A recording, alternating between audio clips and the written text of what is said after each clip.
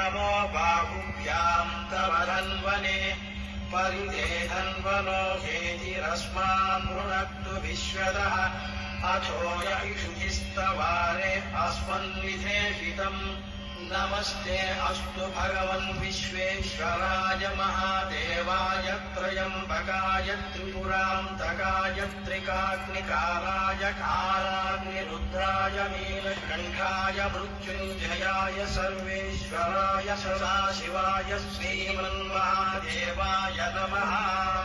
नमो हिरण्यवाहवे शेनान्ये दिशां च पतये नमो नमो वृक्षेभ्यो हरिकेशेभ्यः पशूनां पतये नमो नमः सस्मिञ्जराय द्विषीमते पथीनां पतये नमो नमो बभ्रुजाय विव्याधिनेन्नानां पतये नमो नमो हरिकेशायोपवीतिने